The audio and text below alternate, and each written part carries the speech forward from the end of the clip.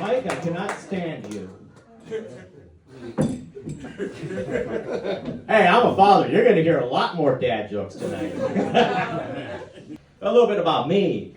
I'm fiscally conservative. I mean, I think all of us are after the stock market last week. I'm fiscally conservative, but I'm socially awkward. You know, when I was a kid, the doctor told my parents that I am an HSP. I'm a highly sensitive person. Probably because I wasn't circumcised. Hey, Chicago winter, you need a hood, you know what I'm saying? I'm not going to pick on you. I already heard the last guy talk about you. But Indians, you know, we know. You know what I'm talking. Yeah, it is strange being Indian, though, because my parents knew I was going to be the village idiot in the southernmost state of India, so they flew my ass all the way over to Indiana when I was a kid. Growing up in northwest Indiana in the 80s, woo! They thought I was a black kid. Every Thanksgiving, man, it was really annoying. I'm like, hey man, I'm Indian. They're like, oh, what are you? Dots or feathers? Dude, that's 40 years old, man. It's quite trite and derivative. It's call center, not rehab center. And if you're not laughing, you feel that guilt because you stole their land. I'm just leasing it. But yeah, I did say that in the winter you need a hood. Chicago weather is no joke at all. I actually got in an argument with my daughter this morning about the weather because it's nice and sunny, but it's deceptive, you know what I mean? And like I walk her to school, she's in 5th grade, but she wanted to wear one of those sleeveless zip-ups, you know, like those hedge fund douchebags. And I had to explain to her, look, all right, you go to CPS, Chicago Public School, but if they see me not give you a proper coat, they're going to call CPS. Right? But I want to run something by you. I think this is an intelligent audience. I think the weather, it's kind of like therapy, okay? And here's why. Every year around this time, I start taking nice walks on the sidewalk in the sun, getting that vitamin D, you know? And I always step in old dog shit. Think about the word, old, not new. Because people think, I'll just let them shit in the snow, and there's going to be more snow, and it'll be someone else's problem. And then someone else like me steps in that shit, right? And that's kind of like why therapy is so important. Because therapy helps you process the shit that's here and here so it doesn't leak onto your friends and loved ones. Right? Because here's the thing. You can try to cover up all that shit with snow, and I've done that for years now. Right? But that's not good for anyone, man. And so if you do this right and you process that shit, it's not going to get on your friends and your loved ones. And fair warning to everybody, because either you do therapy today or you do counseling tomorrow. Yeah, there's a difference. Here's therapy. How do I take this thing that I love and treasure and make it stronger? Here's counseling. Can we salvage that shit? And I was in marriage counseling. You see a ring? A hobbit did not steal that ring, baby. Marriage counseling, and we did this on Zoom during COVID. Marriage counseling was the worst three-way that I was ever in. I was getting spit roasted at both ends.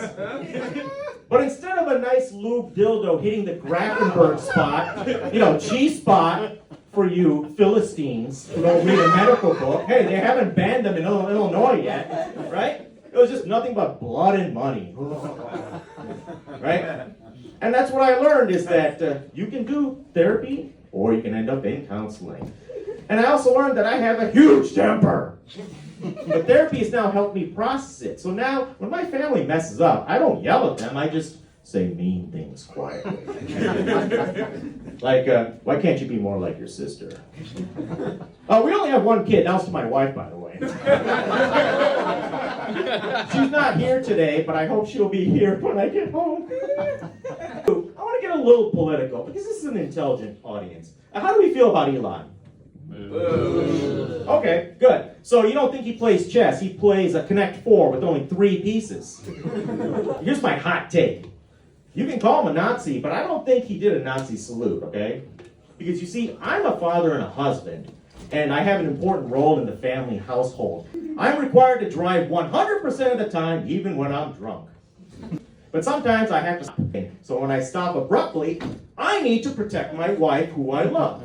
And yes, I did do that high because my wife is a giraffe. She's very tall. And you know what? If it's our anniversary, honk honk.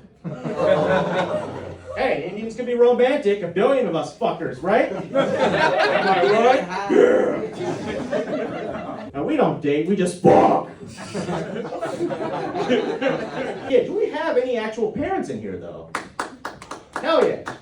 It's okay. For the rest of you, it's not my business. It's the government's business. But with the way the economy is, you might as well start breeding the newest paycheck in your household, right?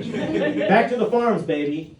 But my kid is awesome because she's kind and empathetic, does martial arts, and stands up for her friends. Oh, and she gets good grades. No one cares. But thank you. People don't care when I say my daughter has good grades. They're like, she's Indian, she's supposed to be smart. Bitch, I got my driver's license jammed in an ATM last month, okay? And the thing is, it's important for me that she's smart because I grew up with a severely autistic brother. You think autism is funny? Well, my brother does laugh like that, right? But you know, there's the quirky autism in every Wes Anderson movie out there. I eat potatoes with a fork and I sing to my shower curtain. No, this is real shit. So when my kid fell out of her mother in the delivery room, I'll never forget it. They're trying to bring her over to my wife, and I like hip check everyone. I run up to the doctor like Forrest Gump. I'm like, tell him straight, doctor. Is she smart? She's gonna be like me. She turned out to be like she. And she's smart in STEM classes. So if she wanted, she could be an engineer like her grandfather. People ask me, well, aren't you an engineer like your father? No, I'm an alcoholic just like my grandfather.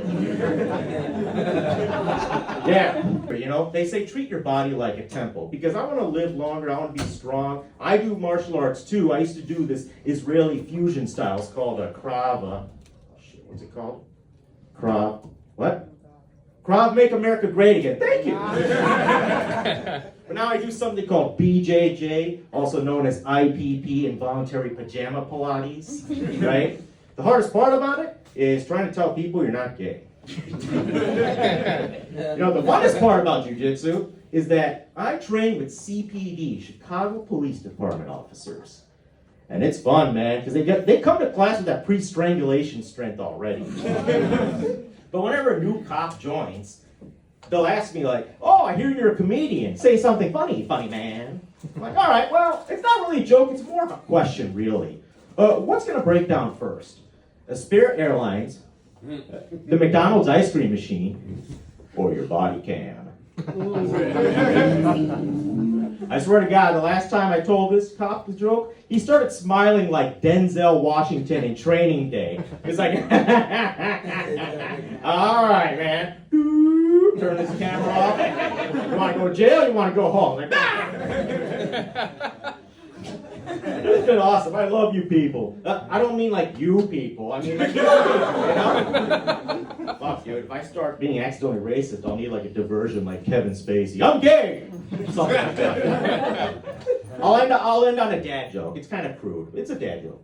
You ever come so hard that you have to put your entire laptop in a bag of rice? And then Whole Foods calls the cops on you?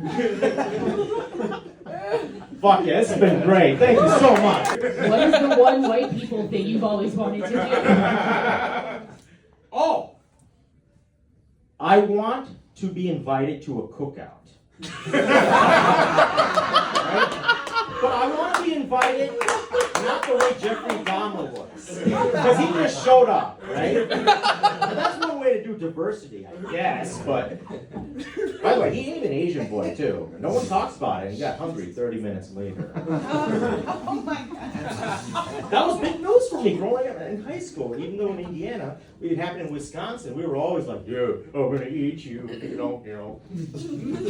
basketball card or something.